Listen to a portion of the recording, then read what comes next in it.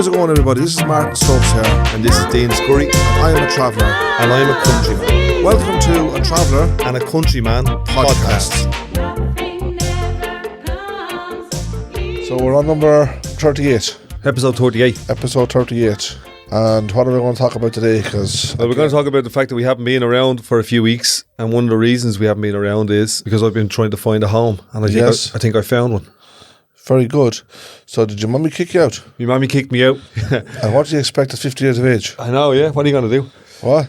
I think that's reality in Ireland. What I realise... Before we go any further than this, I'm just about to say, like, if you're going to start off this conversation looking for pity from me, you're not getting it. You're 50 years old. Thanks very much. You have a good job. You call yourself intelligent. I can't see it, but you class yourself as intelligent. You tell me you have your education. So why would I be sympathising with you? Tell me. One is I'm not looking for your sympathy. Two is I think you are, Dean, honestly. The reality of living in Ireland in 2023, there's a lot of people my age who don't own their own property and are paying mental rent. I was lucky during COVID to move in with me ma, and I was very, very lucky to get the opportunity to live there. I was in a bleeding gated community in Portmarnock, but the time has come for me to move on. Too many people living there, bit of overcrowding. And for a few days, I was homeless and I was ringing the homeless services and I was filling in application forms. And it was just an interesting place to be for a couple of days. And it was the same week I was helping the campaign to keep the eviction ban. I was doing a campaign with a guy called Rory Hearn. We had asked Brezzi and Mario Rosenstock and a few other different people to do like a video to say, can we keep the eviction ban? Because there's going to be potentially thousands of people evicted into homelessness or evicted from their properties that they're renting by landlords into homelessness, and where would they all go? And the same week I was doing that, I found myself in a situation where I didn't have a home. And it's an interesting place. So is this eviction ban still hold? The eviction ban is gone. People can be evicted now. So they took away the ban? Yeah. What does that say like for Well, for the last while there was a ban on evictions. I know that, yeah. And now that's being lifted. So why was it lifted? Why was it lifted? If because the government is saying that... Say that again? If the country isn't so bad of a state, with people being evicted from their houses, an influx of migrants, is there? And say there's not enough homes for people, yeah? Why would the government lift a ban to say, go ahead, evict whoever you feel like? Well, they're saying it's to keep landlords in the market. It's to keep people who are in the keep people who are acting as landlords in the market. That long term, the eviction ban isn't a good strategy for the country as a whole. That landlords are leaving the market when the eviction ban is in place. The eviction ban, from a landlord's perspective, is that they couldn't evict people, they couldn't sell the property, they couldn't move other people in. Yeah, but should there not be like terms and conditions of the eviction? Like you say you're a landlord, right? Yeah. And you just decided, say you have good tenants, right, in your property, yeah? And they're doing everything, say, above board, right? And you just decide one day that you can make profit off your property, and you decide to sell it, but there's no thought of leaving somebody homeless. Should that be allowed? Just because of profit? Yeah, well, there's certain conditions around it, and I think one of the conditions is that you have to offer the people who are renting it forced refusal. To buy the house? To buy the house. What if they can't afford to buy the house?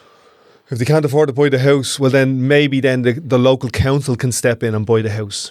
So they're doing that as well. It's called tenant in situ. They're trying to, keep the tenants where they are. But in some of the circumstances, the landlord wants to, move his son or daughter in. Yes, fair enough. So yeah, that would probably be understandable if they're the cases like. So there was an eviction ban in place where that couldn't happen because we're in the middle of a housing crisis or a housing emergency or whatever way you want to say it. The number one issue in the whole country is housing and homelessness. Yeah, but it's not just a problem in Ireland now. You know that. Oh no, not at all. It's big in the UK now at the moment as well. Yeah, it'd be a global problem. Yeah, because what happened is, the way gold and orange juice and all these things are commodities. Well, now housing basically is a commodity in the market. Because I was reading a few different clips where people are turning to mobile homes. Yes, and So- I might be one of those people. Basically, what I'm saying to the people that have out there who have turned to mobile homes, they're going to be travellers, simple as. I love it. Yeah, well, that's the reality of it now. I actually Travellers live in mobile homes. I went away for a holiday to a place called Dunrail in the Netherlands, and I stayed in, what would I call it, a mobile home Yeah. for a week. So basically, I was a traveller for a week, but the option of like a camper van Yeah. is a real option Yeah. for me, There's a lot of people turning to camper vans now and turning into mobile homes. and turning into log cabins out the back. Because of, yeah, that's right. Because of this situation with rents and no properties and can't afford property and all that sort of stuff. And actually, hey, what I had this week was I done the Apollo House thing, and one of the things that I realised during that was this situation isn't really going to get any better until a load of middle class people are made homeless. So I had a few different people come to me, but I had a woman come to me who is a professional woman with kids, lives in a really nice part of Dublin, and she's being given her eviction notice. She's like, you could call her a middle class woman. She's definitely not what you'd call a working class person. She's a middle class woman. Right. And the reality of homelessness now is on her doorstep, to use like a pun. Yes. And it's happening more and more and more. We done a short video there looking to keep the eviction ban. And one of the people in the video was a woman doctor. And she's being given eviction notice. So the reason I'm saying that is I kind of knew during the Apollo House Home Sweet Home stuff that this isn't going to change until there's thousands of middle class people getting eviction notices and being made homeless. Why would that make a The change? voice of the working class people isn't strong enough to affect the government policy. So you reckon when it's happening to higher people, Absolutely. All day, every day. It'll When be middle more- class people are getting fucked out of their house, It'll be evicted into homelessness, they're not going to go into hostels, there's going to be overcrowding in people's homes, that's when this is going to change. so they're the ones going to make the shout, basically. 100%, yeah. And you have to Because be they're the yours. people who essentially vote and have power in this country, Yeah, that's true, yeah. you know? But what about the people that have the power and then they realise they're homeless themselves? Talking about, like we said a minute ago, there people with good jobs, probably. Yeah. People that have had everything their way, if you like. And They've had the wind on their back all their all life. of a sudden, they find themselves homeless. That's where we're going. Yeah. So is this like a drop of their own medicine kind of thing, is it? Yeah, well, I was talking to this girl and I said, welcome to what we've had to put up with for years. Yeah, that's right. So, Welcome and to- not, I welcome wasn't doing it to- in a facetious way or a No, vicious but way. obviously not. But you were letting us see the reality. It was the normal world. Yeah, and that the That's a normal world, expertise it shouldn't in be. the expertise in all this homelessness stuff is definitely in areas like this. Yes. Because we've had to live with the reality of it for years. And I was explaining that to her, and I've said this a number of times in this podcast. One of the reasons I got involved in homeless and housing activism is because in 2016, Focus Ireland done a report saying that 20% of all the homeless people in the city of Dublin were from Ballymun, and 70% were from between Ballymun and Blanchardstown. Yeah. And that's been our reality. And it's only got worse. Crazy. It's only grown. The numbers have only got bigger. We've only got more people into the country. And if we have a building boom, we're only going to get more people into the country. The way that, immigration is going across the world, we're only going to get more people in. Is there not a building boom at the moment, no? Yeah, and it's going to get boomier. Seriously, when you travel go around any part of Dublin, almost every part of Dublin now, they're building these big fancy apartments. So who's getting all them? I'm talking about thousands of them now. Yeah, and I think part of it is, this is what happened in Ballymun. There was a thing called Section 23. When they built Ballymun, they spent €1 billion during regeneration. But Section 23 was a tax break for landlords. So you could buy, say, 10 apartments, but I couldn't go in as a local and buy one apartment. Yes. So that's what it looks like that these things are as well. That the boom is, for big landlords and for big property Like developers. foreign investors, basically. Yeah, and like they've called them like vulture funds and cuckoo funds and all this type of stuff. Yes. But basically, it's private equity funds that are buying up huge amounts of properties and basically treating it's the property like a commodity in the market. So basically, it's a known fact that it's profit before people, but it should be the other way around. Well, it shouldn't be the other way around. Why not? People before profit. From whose perspective? From the people's perspective? No, they don't. You're saying it shouldn't be the way. They shouldn't be the other way around. Well, because that's how they're making it look like it. When we say things should and shouldn't be, it depends on which way we're looking at it. If we're looking at it from developer, landlord, government point of view, big business point of view, what they're doing is exactly what they should be doing. But if you're looking at it from the 5 million people who live here, yes. What we would imagine is that you put the people first. But what they do is they put profit first and they put the market first. And in their eyes and on their bottom line, that is the thing to do. Yes. And who are we to say anything about it? True.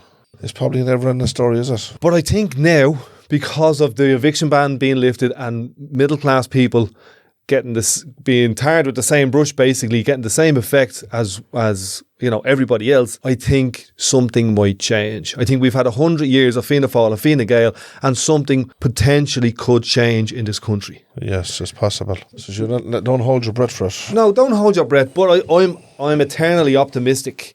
I wouldn't get involved in stuff if I wasn't optimistic. If you just use short-term thinking and you're naive and you think that just because you have a problem and you shout about it, something's going to happen in the next year or 2 years. We all know that things take years to change. Centuries. But it might change a bit quicker now that middle class people are being fucked out on the street. To be blunt, that may be what it takes. But supposing the middle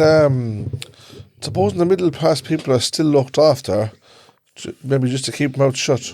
What happens? So where are they that's the point. So what's going to change? Where are they going to put them? Yeah, but what's going to change then?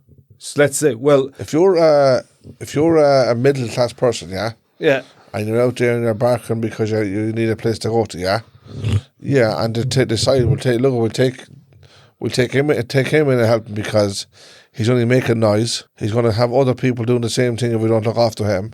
So we're going to look after him to show him. That'll be an interesting point. How will they tell the difference? That's exactly right. How are they going to tell the difference? How are they going to tell the difference? That's where this whole class thing that we don't talk about will come into effect. How will we do? Will we base it on the area that you lived in, or your accent, or the people that you know? Your bank account. It's just a crazy world. The job that you have. How are we going to know whether you have an addiction to white wine or addiction to bleeding heroin? Whether you're a traveller or a non-traveller? That's true. How will we discriminate, or how will we find out? If everyone's living up in the Phoenix Park, everyone ends up in caravans. Yeah, it's going to be hard to tell who's travelling and who's not. Or tents up at the Oris. Yeah, that was happening. Was it? I seen a clip or something there yesterday where they moved all the tents. Was it the Phoenix Park? Was it? Yeah, they moved all around everywhere, but up at the Phoenix Park. Honestly, they made it look good when the president was coming around. Should they trimmed all the bushes and the hedges all the way up the motorway on one side, the side he was travelling up. He went full tilt on the old Biden, didn't he? They can pull all the tricks, all right. It's an interesting thing that because there were people, like you mentioned, people before profit. There were people from different parties, like people before profit in O'Connell Street protesting, going, "This Biden fella's is a warmonger." Yeah, and then you had other people like Jerry Adams and Sinn Féin and all going, "We love you." I think most of the political class were saying, "We love you." Is he gone back home? He is. I don't know if he's gone back home. He's been up in Mayo and all that, and helicopters and I heard a bit about that. Fucking all types. They were welding the shores and all. Yeah. They're well able to pull out all the stops, haven't they? Oh, yeah, of course, absolutely. What would you reckon it cost? I'd say millions anyway. I'm not sure what it is. I haven't looked at the price. I'm sure there's a price out there. I would say for the week that he was here, all in, I'm going to say 500 million. Are you serious? I haven't got a clue, but I think that's what it would cost. Sure, they had their own 300 Secret Service. Yeah. They had every Gardaí in Ireland was told, "You're not on holidays this week. Yeah. We need you in. We don't care if you're on annual leave. Back in." And does Ireland have to foot that bill? Well, who's going to pay the bill? I think so. Like. Yeah. It's like the World Cup. When the World Cup comes to your country, you have to pay all the. Yeah, that's right. Pay the whole bill. Everything. Crazy, isn't it? Yeah. So Aslan was right. Oh. Crazy world. How can I protect you? Yeah, this crazy world. This crazy world. If your best mate's Joe Biden, you're all right. It's mad to think like that's the reality of some things, Dean. What can we say? The most powerful, or perceived to be the most powerful man in the world, comes over here, says, "It's great to be here. My family is from the Cooley Peninsula. Come on up and see them. Let's head over to Mayo and we will make you feel like you're one of us. So can anybody just come back now and say that they're related to Ireland, yeah? And you foot the bill. That's it. I think part of it is that we have like an inferiority complex, that anybody comes back and tells us that we're good. I was going to say that. Strange enough, every president in the past seems to have connections with Ireland. Some to have some relative somewhere in the corner of it. Well, we had, who came here? JFK came here. Yeah. Barack Obama. Yeah. Biden. Trump didn't come here, did he? Oh, he probably came. He has a golf course up in Trump, the west of Ireland. Down there, yeah. So anyway, it took me mind off being homeless. I don't think I'm homeless anymore. I was for a few days. I think I might have found somewhere. So to put tell my me head something. down. You know when you left your mother's home, yeah? Yeah. As I said, it wasn't before your time. You're 50 years old. But on the other hand, did you just move directly to your new home in Boston, basically? There was about a week or so where I had to find somewhere. I shouldn't have said where you lived in because Cab was looking for you, is that right? Yeah, Cab was out looking for me. Yeah, it was about a week where I was kind of like, I don't know where to go. And I had a few different options. Right. And one of the options was... You weren't living on the street, no. One of the options, genuinely, when I rang up the homeless services here, there was a day or two where I was contemplating sleeping in my car. Because I have like a Passat that I could put a mattress in. And I was thinking about sleeping in the car, like, because like to pay rent, like real proper rent in a place, it's just crazy money. It's ridiculous money. Yeah, absolutely. It's not something that genuinely that I can afford. I don't have, I don't have that money. I just don't have it. I'll give you an idea, right? I was talking to a lad yesterday and he's from Northwood in Santry. Yeah. And he has like an apartment. And basically, he was working for Amazon. And now he's working for Dublin City Airport, yeah? For Aer Lingus, yeah? He's paying, at the moment, $2,000 per month for his apartment, rent. Yeah, what size is the apartment, do you know? He's 2-bedroom. He's trying to get a mortgage that he can't get. So this is the reason he switched jobs. For whatever reason, I don't know, but this is the reason he was saying. I don't know how it goes about it. And he told me if he gets a mortgage, his mortgage will be around $1,300 a month for the house he wants, right? But his rent is $2,000 a month. Yeah, so mortgage is cheaper. It used to be the other way around. It's literally cheaper to have his own house. It used to be the other way around. And I think, I don't know if this is a conspiracy, but I think what they want to do, those people who are in power and in the market and landlords and all this type of stuff and banks, what they want people to be doing is renting, because you can get more money out of a person every month over 30 or 40 years if they rent. And if you restrict supply in the market of the properties and you make them smaller and you put more in, you can get more money from more people over more years than you can if you build decent sized houses and you have decent mortgages.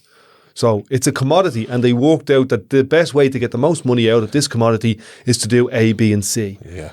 And we're reliant on the market. We're reliant on them. If you're not reliant on them, you're grand. If you own your own home or you can build your own home, perfect. But that's not the case for an awful lot of people. No. But what will be the case for an awful lot of people is, and probably living in your car for me was a little bit dramatic, but there are people living in their cars. What will be an option for me is finding somewhere that's long-term sustainable and that, I can manage on the wages that I'm on. I'm seriously considering a camper van. So last week I went up to Martin and lo and behold, he's standing there and he's in a camper van. And I'm looking at the thing going, I could live in that. You'd think that thing, you probably wouldn't. You think you wouldn't live in it? Well, for starters, you'd have a problem finding a place to park it, wouldn't you? I think I might have a place to park it. Yeah? Yeah. So I was thinking, looking at it, what are the things I need to consider if I was really going to do this? So let's chat about that as a realistic option, not just for me, but for other people. Because basically, this could be an option for people. It could be a realistic option for people in this country, that you get a decent size van and you convert it into a camper. Yeah, but it's not cheap. It's cheaper than a house. There's no doubt about that. Cheaper than rent. Yeah, but sometimes it depends what kind of camper vans people would be looking for. Like, I mean, there's some quality stuff out there and it's very expensive. What's very expensive for you? For me, very expensive. Yeah, when you say very expensive, what do you mean? Well, to be honest, I couldn't afford one in the first place, so one way or another, no matter how cheap it could be. So you can pay, I would imagine you could pay up to 50 grand for one. Yeah, absolutely, of course. Yeah. But the way the country's gone now, yeah, you get a fairly decent one like for 50 grand, all right. That you could live in. But yeah, if it depends how many people, like how many people could live in a camper van, like. Yeah, I don't know. And they're all different sizes, so there's loads of things that you kind of have to If consider. you're in a mobile home now somewhere stuck in Donegal or Kerry or Wicklow or somewhere like that, you'd have a little bit of room in your mobile home, but you mightn't have that kind of convenience in a motorhome, a camper van, sorry. Do people live in them? Not necessarily live, no. They use them as a temporary basis, basically. Yeah. Now, I've seen where people convert like buses. Now I'm talking big buses now. Like a school bus, a big school bus. Yeah, but not just a minibus. Like buses were like 52 seaters now. They turn them into campers, all right. But they'd be doing their own basic works in them, like, and literally live in them. Yeah, I've seen one on the there where it was a double decker bus, and there was a man and a woman converting it, and they literally made it into a proper, like, you could say a home. Like they used it. Could they drive it?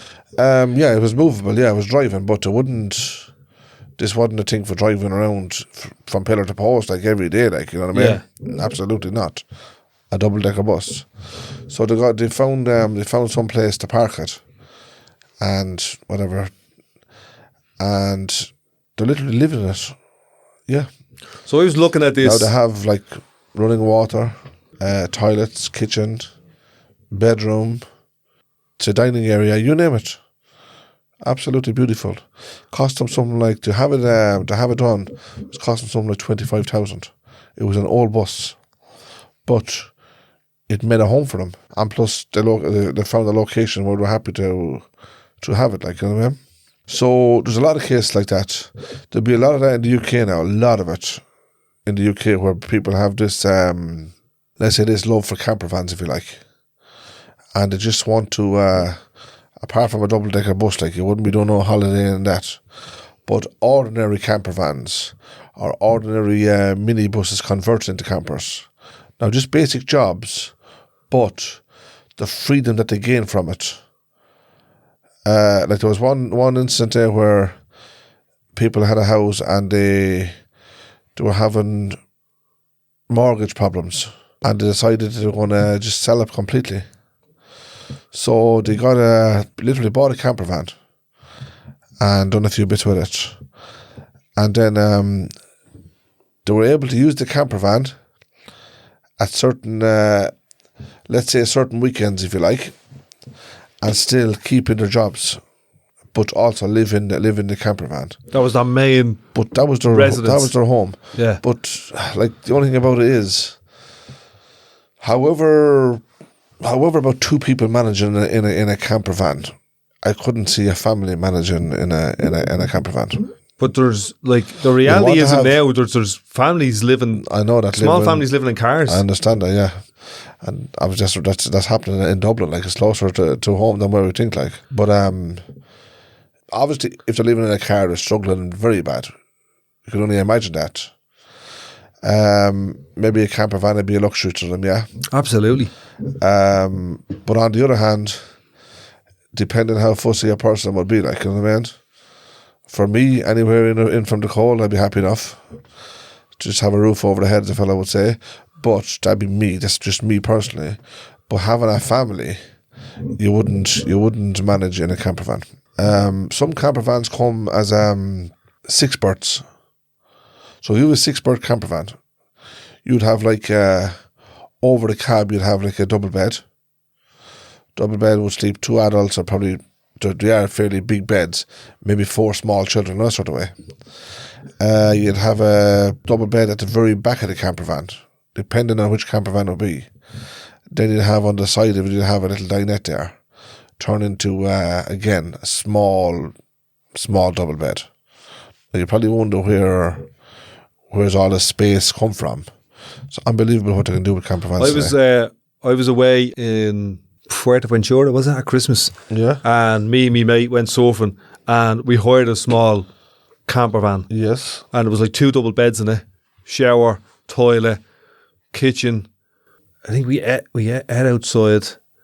The chairs. When you say double beds, like the small double beds, like yeah, small double beds. Like I'm 6 foot, and I was. you couldn't describe them as house double beds. Like, No. I'm 6 foot, and I could lie diagonally across it and get a decent sleep. Like, you know what I mean? There was like one. So was that one that the camper van you got a bad freezing in? You froze the cold in it. No, it was actually all right. And we were in the Spain. time you hurt your finger, yeah. Yeah, this is the one where I hurt my finger. Yeah, I was off suffering, but I couldn't imagine, like, we were in it for a week. I couldn't imagine living in that with any more. One person could probably live in it. I wouldn't imagine 2 In a people. camper van. Yeah. Right. The camper van you had, I seen a picture of it. It was just a normal small van. It was like a Fiat Ducato size. It was a medium size, I'd say. Citroen Relay size, basically. Yeah. There's like 3 of them vans all the same size. No, you wouldn't. There's camper vans now bigger than that, a lot bigger than that. Then there's the proper motorhome where you have the big overhead double bed over the cab, and they're wider. The body of them is actually wider than the cab itself, and of course longer also. Like, you have a shower in them, you have a toilet, kitchen, you have all the stuff in them. They're kind of purpose built. They are, but again, as I said, they're not cheap. The one you had would have been a converted van, basically, and it would have the basics all right, but it would be fairly tight for space. I seen the one you had where you pull like that sliding door on it. Yeah, there's a sliding door in it, and there was like 2, medium-sized double beds. One was on top of the other, and it kind of went up and down. Like bunk beds, were they? Yeah, it was kind of like double bunk beds, yeah. Oh, right. But it went up and down on like a track, like an actuator. Brought the bed up and down. You press a little button and the bed went up and down like that. They call them a rock and roll bed. Is it, yeah? Yeah. So you could press the button and the bed would go up to the ceiling during the day, and you could sit in there. You know what I mean? That was like your little... Oh, was that at the front of the van? That was at the back of the van. Was it? Yeah. So how did that work at the back of the van then? So there's a bunk bed in the back of the van, literally. So let's say there's 2 beds in the back of the van. One of them is where the seats would be. Right, first of all, was there one like a bunk, kind of a bunk bed in the bottom first? Yeah, that was the one that you pressed the button and it went up and down. That was like a mechanism. It's like a mechanism in it, yeah. Yeah, that sounds good. Yeah, that would be interesting, all right. And then underneath so basically that, you had the 2 beds literally in the one area. In the one area, one on top of the other. Yeah. You get a lot of vans like that. Not the way you're saying now, where this bed was moving like. You get a lot of vans where there would be what you call fixed bunk beds. And then again, as I said, sometimes you'd have a double bed in the back of the van, but depending if it has the space for it. Because the camper van really is all about space. It's all about trying to create space. Depending how many, like if, for instance, if it was, say a couple and 2 kids now, you'd have to be creating a double bed and then, let's say, a small double bed or a double bed and 2 bunk beds. It would be classed as a 4-berth. Yeah, and you'd have like a dining area that could be converted into... Converts into a little bed, yeah. Into a little bed, into a double bed or whatever. Yeah, now some of them are all different sizes as well, like, you know. So this time last year, I was chatting to you and I went around and looked with you at a few different vans, and we were out kicking the tires on about 10 different vans over a couple of weeks. And, I was looking at paying maybe about $6,000 for a van and then putting about another $6,000 into it to convert it into something. And I was looking at it at that time as more like, let's go to the west of Ireland every couple of weeks, bring the surfboard, bring the girlfriend. And the missus and the kids. Yeah, and have a bit of crack. Yeah. But now, like I went up to see you last week and you had a VW Transporter. Yeah. A bit bigger. It was like a specialised version of it. What's the name of it? Is it Tuscan or something like that? Bluebird. That's the make of the body itself, basically. Yeah, but it's basically a VW Transporter. With a bigger body. Yeah, they'll be made in England to do. They're made of fiberglass. So the back of that would be, that's where the Bluebird name would come in. The makers of the back of it.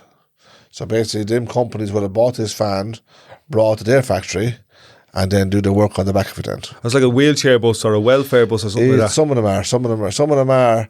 Some are used just for normal school runs. Some of them are used just for community buses. They're all for all different uses, basically, obviously. So I was looking at that thinking, this looks like the job that would work for me, because I've looked at loads of them, and there's all different types of things you have to consider, and that's just some of the stuff I'm learning from you is all the stuff you have to consider, like the height of the van, where you'd park it, the weight of the van, and for everybody it's going to be all different stuff. Yeah. What happens there, Dean, you see, is when, like yourself, when you see that van, you get all excited, yeah? So while you're looking at the van, I am looking at you and I'm thinking, I'm going to clean his bank account out. I'd say you easily could. You probably won't, but you easily could. So that's the you want to be careful of that part of it now. Don't let somebody know you're too interested. Even when you are interested, don't show your excitement. But no, that's the crack anyway about camper vans. There's a bit of work into doing them, like for anyone that's converting them. Like, if you're going to look at something, what's the very first thing, or what are you thinking in your head? Well, it depended on. There'll be a lot of things automatically into your head, because first of all, you want something that's reliable with a good engine, that's a gearbox, the mechanical issues, all that stuff. So you're talking about the traditionally good ones like the VWs or a Ford. Yeah, the other thing about it is also the size of it, what kind of space you have, and like how many beds you can put into it, or cupboards, or can you stand up or not? Room for a shower. Height, yes.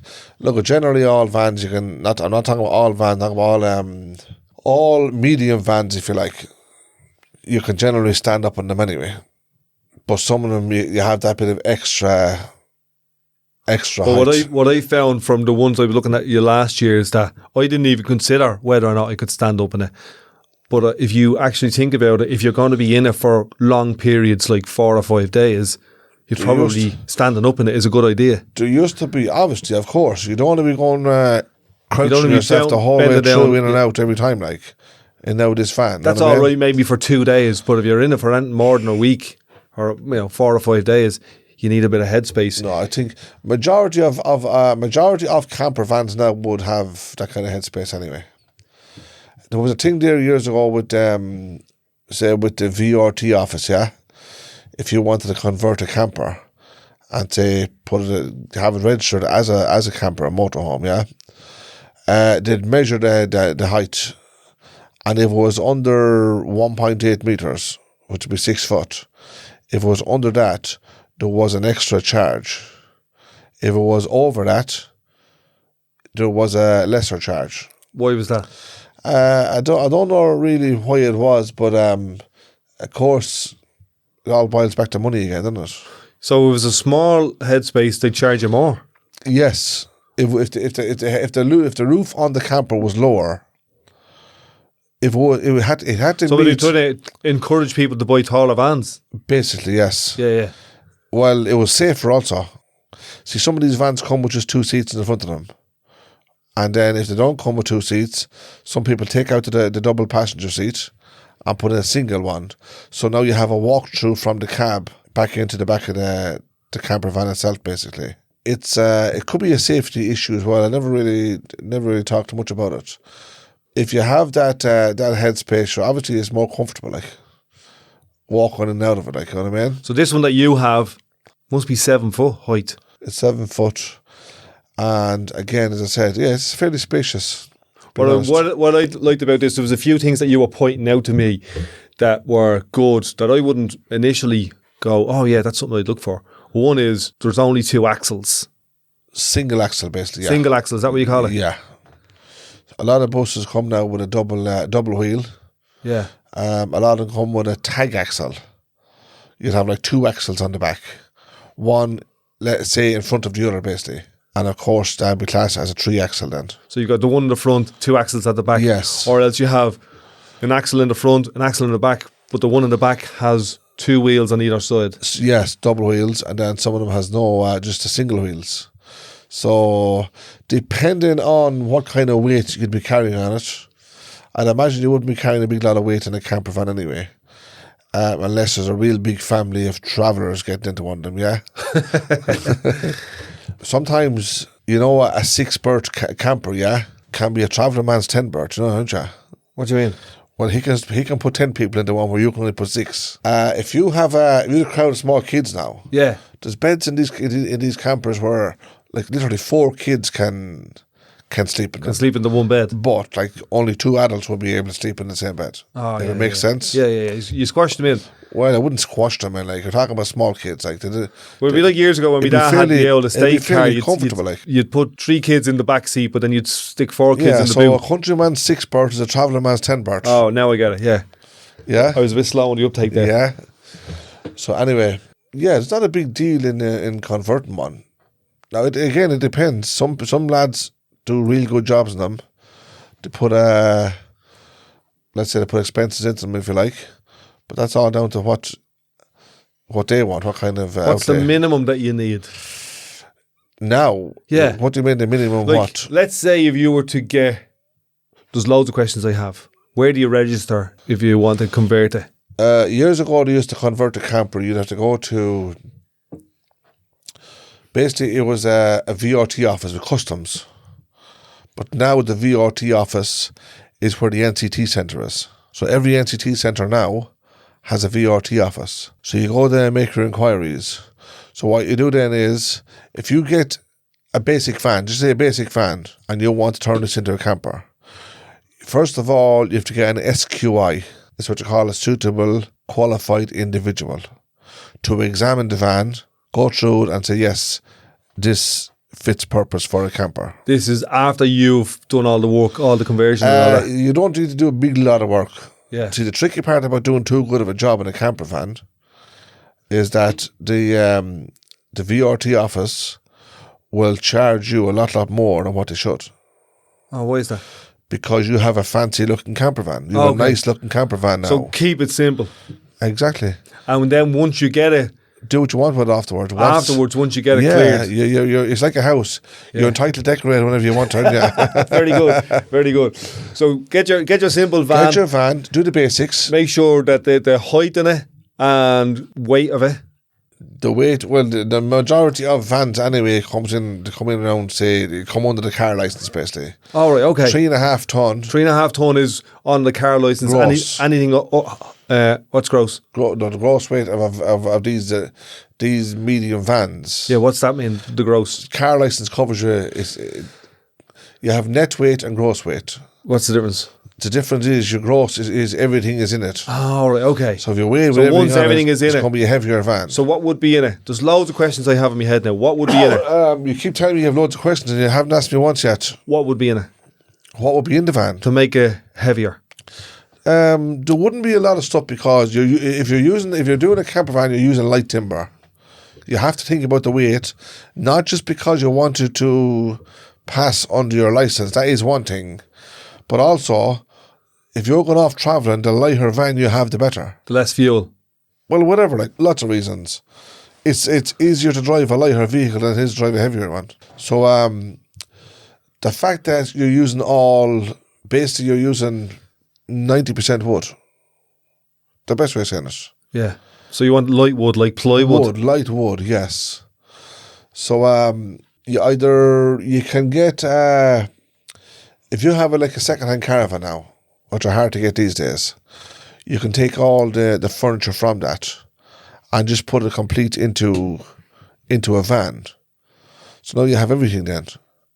You have your beds, you have your shower, you have your toilet, you have your sink. It's kind of all like prefabricated, pre-made. You just slot it in. Taking it from a caravan. Yes, exactly. So you're taking from one thing to put into another. It might be easier if you wanted to take the engine out of the van and put it into the caravan. But you can't do that. No.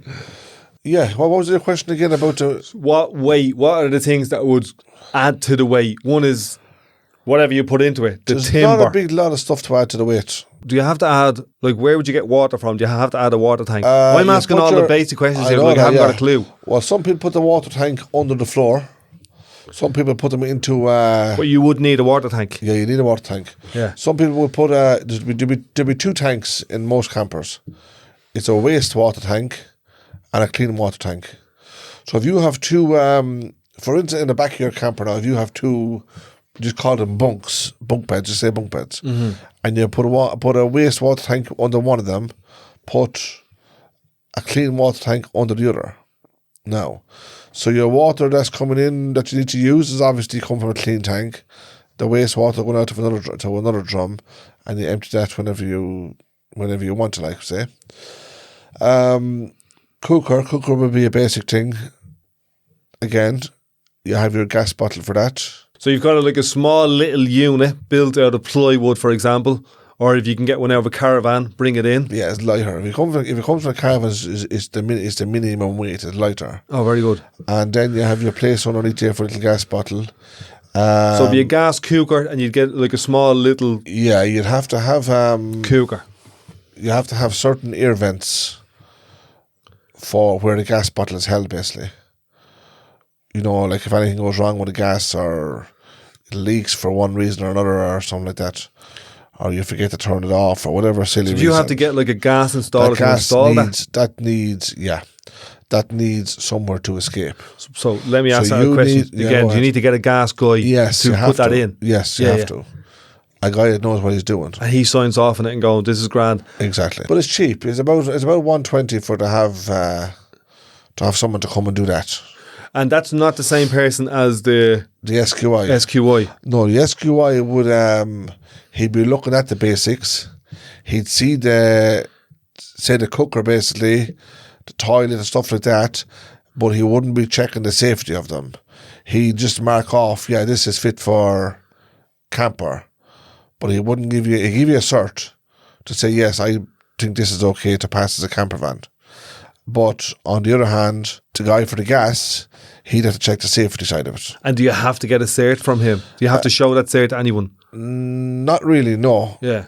It's just you'd have to show where the safety on that would be where there's air vents in certain places around this gas part, if you like. And I would imagine that it's strapped down properly. Oh yeah, of course. Yeah. So everything is bolted in, screwed in. The gas bottle would be, you'd have to have a strap around it to keep the bottle from moving, all that kind of stuff, like, you know what I mean? So there's certain guidelines on things you have to do, and everyone has their own version of how they do that, depending on what quality they want in their own. They do, the electricals now on it. Yeah. If some people will buy a bus and convert it into a camper van, and with a bus comes your windows, some of your fitted seats already, the flooring, good good insulation on the flooring of a bus. You can imagine how strong that is. Insulation on the sides of it, it's already done for you. Your roof, there's this nice sort of carpet on the roof.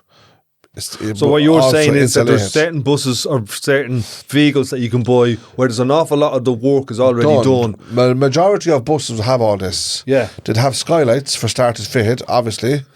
They'd have like emergency doors, if you like. They'd have the sides of the bus insulated, roof insulated, floor insulated.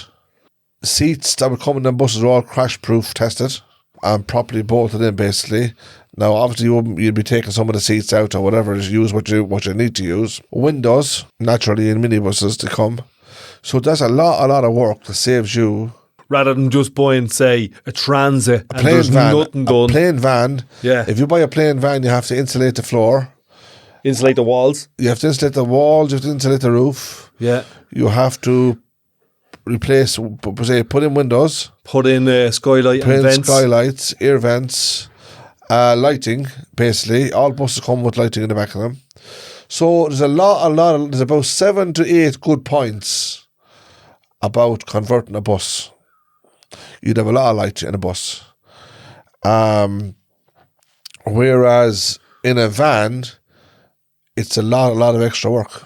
A lot of extra work. But are you saving? Now, depending for people that wouldn't be happy with whether they'd be happy with a bus or not. Yeah. Some people probably wouldn't even be interested in buying a bus to convert. So you're saving an awful lot of headaches and probably money if you buy a decent bus with decent insulation and decent windows, where a lot of the work is done. Yes. There's a lot of headaches are and gone. There's some nice ones out there because they're all the buses today now. They're nicely how would you call it? Some of them has all this air conditioning thing in them, yeah. Some of them has the heating running through the back of them, and it's run from the engine. It's called diesel heating. Yeah. So see the transporter that you have. Does that have that? That has the heating coming through from the from the back of the driver's seat. It has the flow system that releases the heat onto the floor. Yeah. So naturally the heat rises. You know what I mean? So that's a great. What's the heating from the back of the driver's seat? The heating is coming from the engine. Yeah. So when you're on a bus and you can feel the heat coming down the bus, it's coming right down the floor. Yes. Yeah. I remember that. I remember being on buses and going, Jesus, it's nice and bleeding warm here. Yeah, there you go. So the heating's coming out underneath the driver's seat. Push back on top of you. Yeah. Very good. Yeah. Lovely.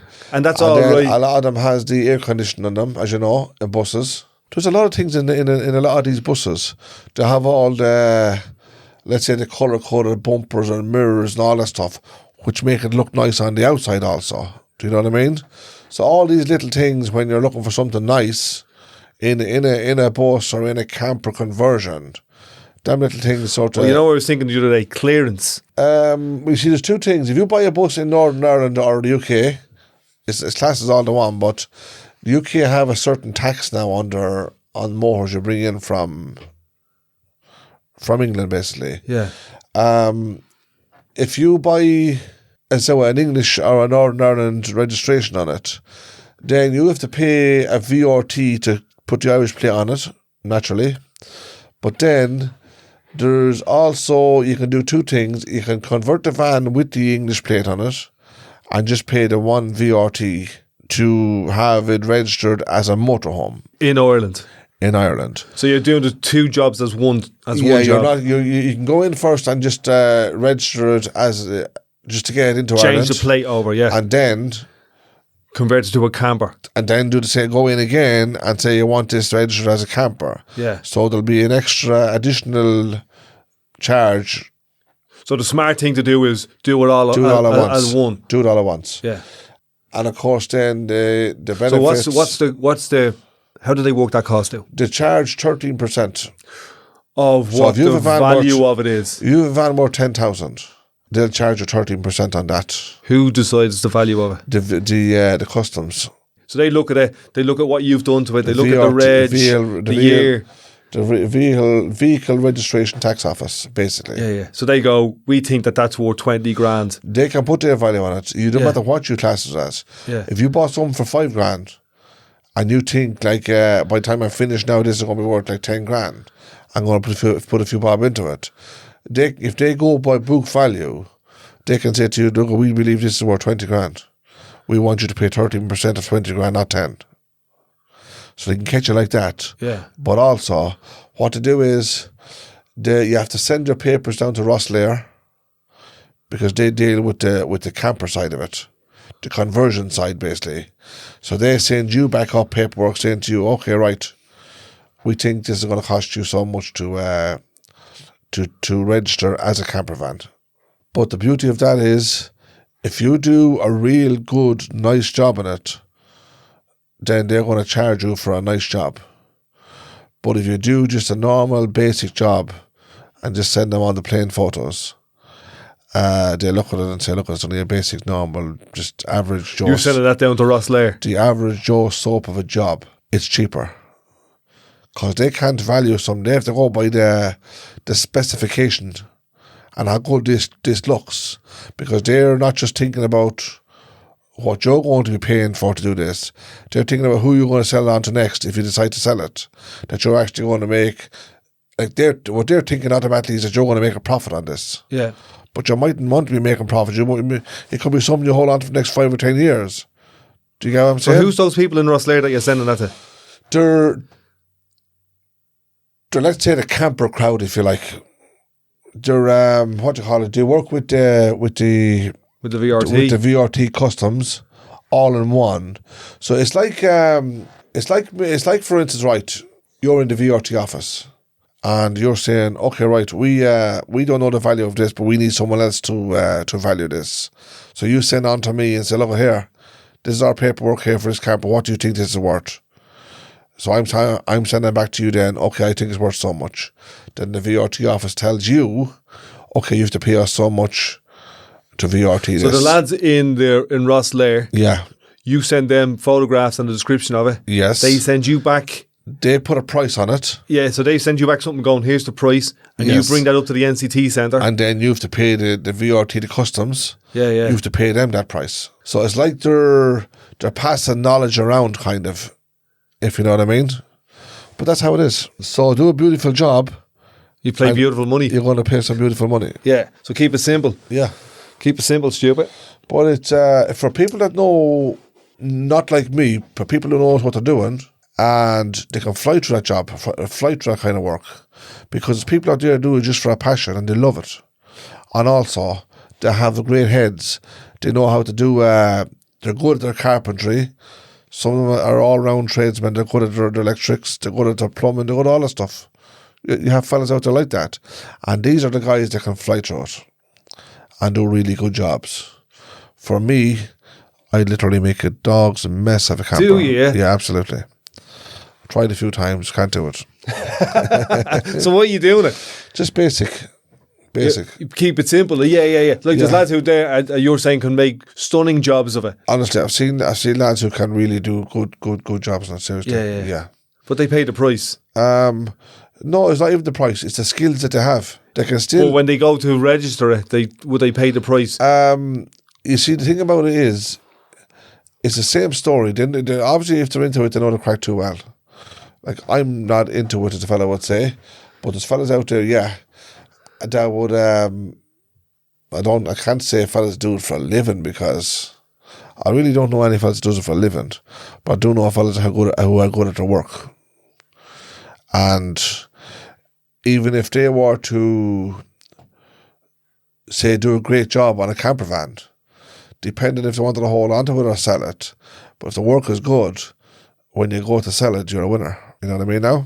Yeah, well, what I'm saying is that they do such a great job in it when it goes down to Rosslare. No, it won't happen. They do basics first. Yeah. Very good. So the they just get it basics. over the line first and then tidy it up. Registered as a camper, Yeah. and then, Then add the bells and whistles. as a fella said, go to town and then. Yeah, very good. Yeah.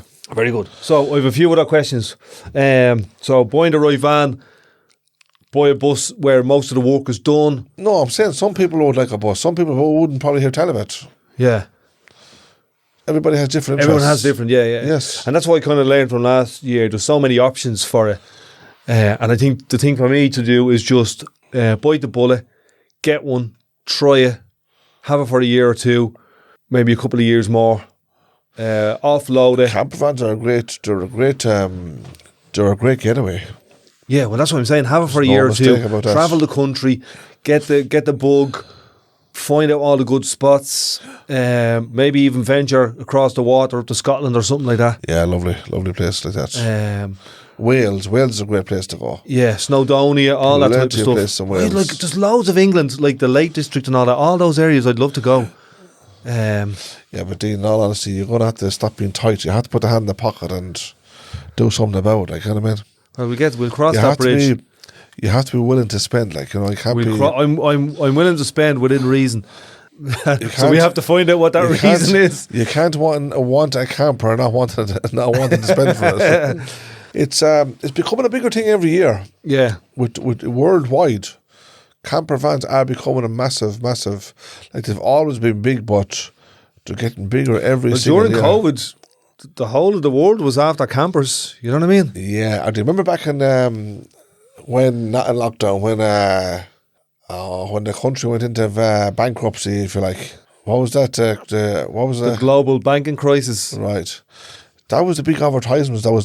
All these sellers and dealers were putting out. Invest your money into a camper. But that's van. what I'm saying now. See, with And this, people did do it. with this eviction ban being lifted, there's going to be people investing in camper vans. I'd imagine so. You know what I mean? Yeah. And like, I'm not messing when I'm saying, like, you probably could live in it, but you might have to, because living in a hostel or living in a tent in Phoenix Park is no fucking joke. In the UK, they have a camper club, you know that, and you can join the camper club. And you'd get like messages where all these campers are going. There's such a festival here. There's such a festival there. or we're going here for the weekend, and we're going there for the weekend. It's a big thing in the UK, and I think there's a bigger culture of it there. It's a bigger country. There's more people, and there's more options. I think the UK were actually into campers when Ireland literally barely heard of campers. Let's be honest about. Going back as far as the old Volkswagen Beetle van with the split windscreen. That's the one I was thinking about. There's no real height in them, but they're very, very common. Yeah, they are. But they're only weekender jobs. They're, what do you call it? They're actually good. They're actually a grand joke now, them things there. But there's a pop-up roof in them, you see. When you walk into the camper, it's like, do you ever see a bus where it's two handles for a skylight, push it up? Well, similar layout. And it goes from 4 foot to It goes right up, 6.5 foot. It rises about by 2 to 2.5 foot. And then you can buy side awnings and all types of stuff for it. That's where all them transit T4s and T5s. Sorry, the transporter T4 and T5s. That's where they'd be great. Literally for probably maybe sleep 2 people comfortable, that kind of thing. So what's the one you have? That's a Transporter T5, is it? Yeah, it's classed as a T5. It's just that it has that extended body in it. Extra space, like, you know. It's worth about $2,000. So by the time you do bits and pieces with it, as again, depending on what kind of a job a person would do it, like, you know what I mean? The reality of it is it's not worth a lot, to be honest about. You know what I mean? But there's some good stuff out there. But I don't think it matters what a camper van is worth. I think it's the ventures that you can go on. Like years ago, we went back in 2009, sorry. We went to France and we travelled all around France for 5 weeks in a camper van. And it was a lifetime, a lifetime venture, yeah. All around France, everywhere. Basically, tell you where we went. We went to... First of all, we got the boat over, 19 hours in the boat. And then we travelled from there down to Lourdes. We went from Lourdes back up to Nevers, from Nevers to Lisieux. But we went through like literally hundreds of towns and villages in doing all that. What were you driving? 5 weeks gone. It was a Fiat Ducato at the time. Fiat Ducato. How many of you? No, it didn't. It was actually what do you call it? An Iveco. Tell you what it was. It was a double axle on the back of it for the extra weight. Like, you know what I mean? Basically, I brought my family with me. Wow. Yeah, and there was 5 other campers also as well with us. It was lovely, to be honest with you. But the moral of the story there is that it's not about what a camper van is worth. It's about the places that you can go with it, the sceneries you get to see. Some lovely, lovely places out there. Good for the mind, very good for the head. Getting away. If you're in one place all the time and you're not getting out and about, it just drives you crazy. But when you hit as the fellas say, hit the road. Did you ever watch Max and Paddy? Yeah, no. Oh, man, Paddy McGuinness. Paddy McGuinness and... absolutely brilliant. Is that Peter Kay, is it? Peter Kay, yeah. Absolutely brilliant. Well, they go around all around England in a camper van. And they're getting into more trouble with this camper van than anything else. But it's good. Absolutely good. It's all about, I'm looking forward to the trips. I'm looking forward to the crack, getting out there, just getting on the road, getting out into the country, into the weather. Yeah. And then getting cozy at night then, you know what I mean? So how do you heat? Where does the heat come from?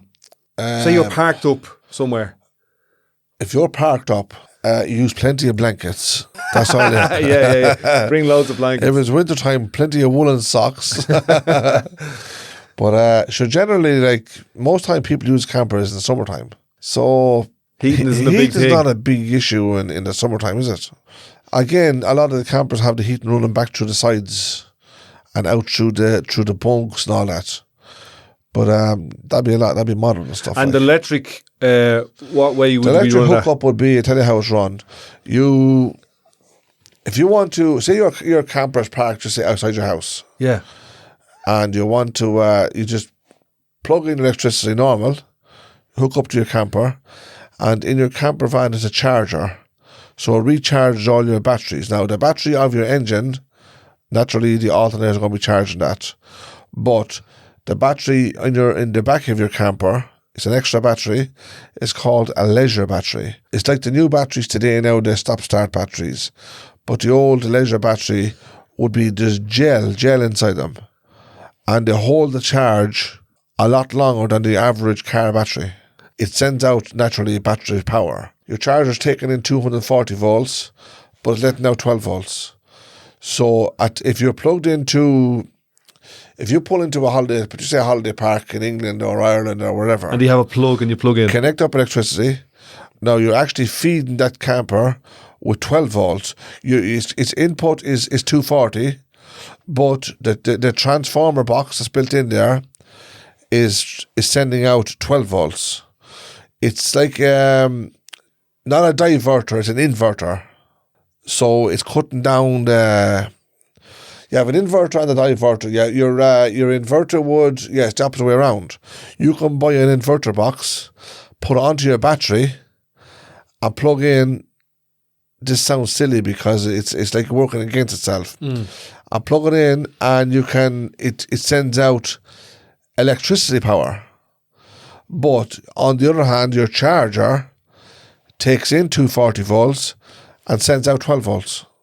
So it's like a reverse charger. Do you get them, here? Yeah. But the only thing about them is they're very hard on battery. Very, very hard to kill a battery. Like, say, for instance, they use up the battery power really, really quick. So I remember we used them before. I didn't find them no benefit. So what I done was with a little TV in the camper, and I connected it directly to the engine battery. Because the engine is literally running every day. If you're moving around, it's running every day. If you're in the one spot for a couple of days, start your engine every morning, let it take over for a little while. So it's keeping your battery powered there all the time. Your leisure battery runs all your lights in the back of your camper, runs your pump for your water, bring the water up to your taps. Anything that's getting run by battery, but mainly lights and... So if you were doing one, what would you have in it in terms of water? You'd have toilet? You wouldn't have shower? Yeah, there's a lot of campers. A majority of campers have showers now. Some people don't even bother to put a shower into them. Yeah. Because if you're going traveling around the country, basically, you can pull in beside, say, these it's like swimming pools and I've seen leisure service stations with showers. Almost every service station in the UK has them now. Yeah, but I've seen them here on the M1 with shower rooms and all them. Yeah, some of them has. They're not up to. I think we're only starting really. Are we? Yeah, basically, yeah, they're at the bottom of the line at the moment. If you drive around the UK now, you'll see almost every service station now to have the shower facilities. Of course, they all have bathrooms, all that stuff. In France, every big service station has all them facilities. Every one of them has them. Showers, of course, places for washing clothes, all that kind of stuff. Well ahead of themselves, yeah. So would you have a toilet on it? In a camper? Yeah. Yes. Yeah. The majority of campers will have toilets. So I remember I was borrowing a mate of mine's trailer camper, and he said, "Don't use the toilet." And I was like, "Why?" He says, "Because I don't want the whole place stinked up." Well, he's right. Yeah, but so do people have toilets on them, but they don't use them? Maybe they do if they. I don't know. I wouldn't seriously. I wouldn't use a toilet in a camper. I wouldn't even have a toilet in the camper. But a lot of people in camper vans, toilet is a big deal for them because I've known lads who had camper vans in the past and no toilets, and if they put them up for sale, it just took the sale completely off them. Oh, okay. People the resale value, the resale opportunities. People have just gone, I don't want that. Yeah, but they're not concerned as much about a shower as they are about toilets for one reason or another. So, say if this transporter that you have, would you be putting a toilet into that? No. Being honest about it, no. As I said, if somebody else was the next owner was interested in putting a toilet into it. Yeah. Like if I was fixing that up now to sell again, which I wouldn't generally do, I'd probably throw a toilet into it, but It'd be for the purpose of the next owner. You know what I mean now? And increase your chances of selling it. Absolutely, yes. So it's a thing that people do. It's a thing that people. So toilet. It's a big selling point. Toilet isn't one of the things that you needed to get it across the line as registered as a camper van, though. No, because some people put in like, let's say, a portable toilet, just to show there's a toilet there. Like I remember years ago when I was converting a camper van, and when I went down to the tax office to do it, they asked for all the basics. So the basics was a sink, a cooker, a toilet, and a fridge. So there was no toilet and no fridge. This was, when I say basic, I mean basic. So I went down and bought another freezer boxes. Yeah. That time you buy them a little Zoraldi's there for €50. And that was the fridge? That was your freezer box. Yeah. I put one of them into it. Yeah. And I went, and there's like a little portable toilet. Yeah. You just throw it in. And when they looked, they marked that down as a toilet and a fridge. Very simple. I know it was silly, but we're living in Ireland. We get away with these things. So do you have to? Do you have to have those in it now? They're the basics. Yeah. They are the basics. You see, but now if you're throwing a sink and a cooker in, the chances are it comes with a 3-way fridge underneath. So it comes as one little one unit. Do you know what I mean? Yeah. So you've got water, gas, and fridge. Do you have to have a toilet in it? Yes. Yeah. For it to pass it's like a facility, isn't it? Yeah. Know what I mean? What would you call it? A basic facility, is it? That's just it, basically. I can come out with loads of jibes and stuff, but I could say I wouldn't bother travellers. If you want to pass a camper as a 4-berth, then at least you need 2 beds. They'd be classed as 2 double beds. If you want to pass it as a 2-berth, then you'd need at least a double bed or 2 single beds. The reason you do it as a 4-berth is why? Why would you? Selling points to be a better seller. So when they register it, it's registered as a 4-berth. And it gives people the better options. Like if someone with 2 kids was looking for a camper van, and they're selling a 2-berth, there's no good to them, is it? Yeah. But as a 4-berth camper van will still suit 2 people. 2 people. Yeah. But a 2-berth won't suit 4 people. Yeah. Does that make sense? Absolutely. Right. So when you register it, you get a cert saying when you register it as a 4-berth, you have to have 4 seats. Let it be in the dinette area or 4 individual seating with seat belts. And 4 places to sleep. 4 double places bed to and 2 sleep. singles. But the dinette where the 2 seats are will generally turn into a bed, basically. So that's classed as a seating area with seat belts, obviously to make it safe. And also then it's classed as a bed in the evening. So main thing is that if you were putting down something as a 4-berth, you have to have somewhere some type of seating passed by the SQI with seat belts. And that's an important factor. Safety, of course. Yeah, one of the other things that when I went looking at vans with you last year, it wasn't something that was obvious to me, but it was obvious to you that you would very quickly be able to see if something had taken a knock.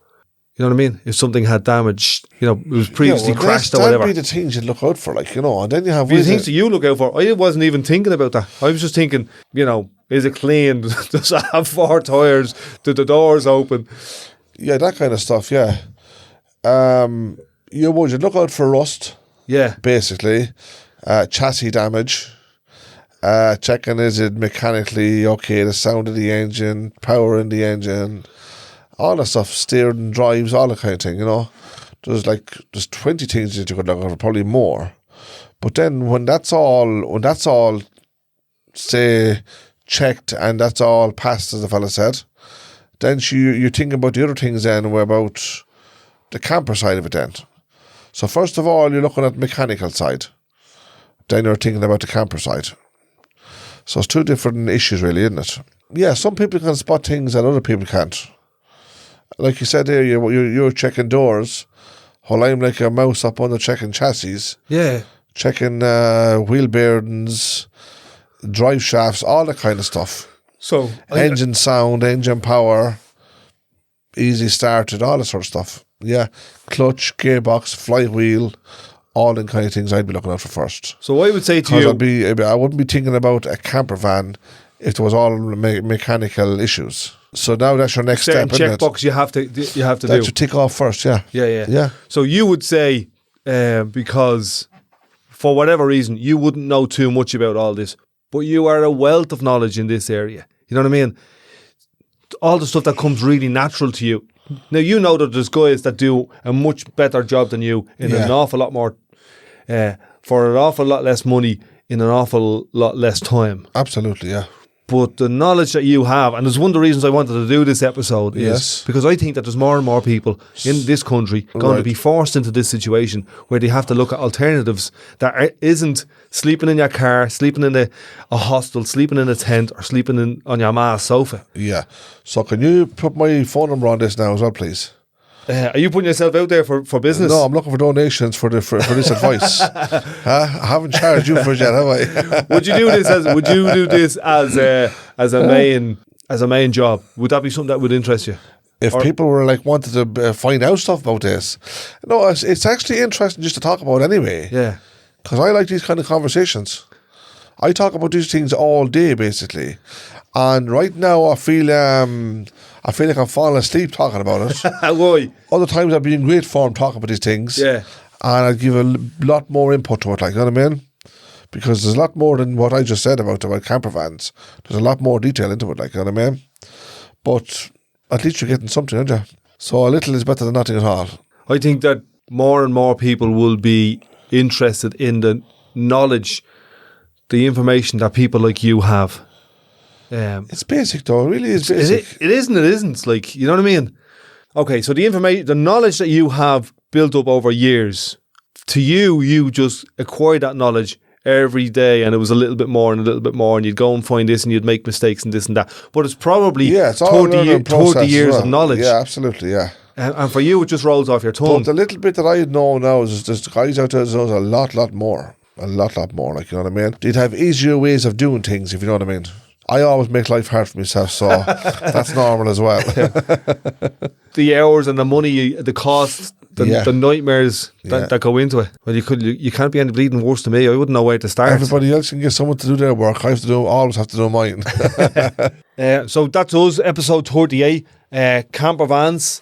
From eviction bans, that's probably what I'm going to call it. From eviction ban to camper van. And crooks. What do you mean? No, that was just random. So I might call this episode... I'm talking about the crooks that have people left homeless. So I might call this episode From Eviction Ban to Camper Van. And if anybody out there is interested in doing camper van conversions, give us a shout. We'll get the experts, the local experts. Shout, I won't leave you out.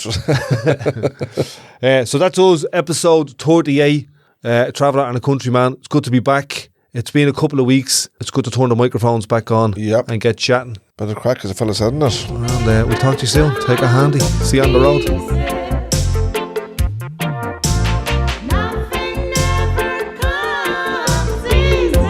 So that's us for this episode, a Traveller and a Countryman podcast. If you like it, let us know, share it around, and we'll see you on the road.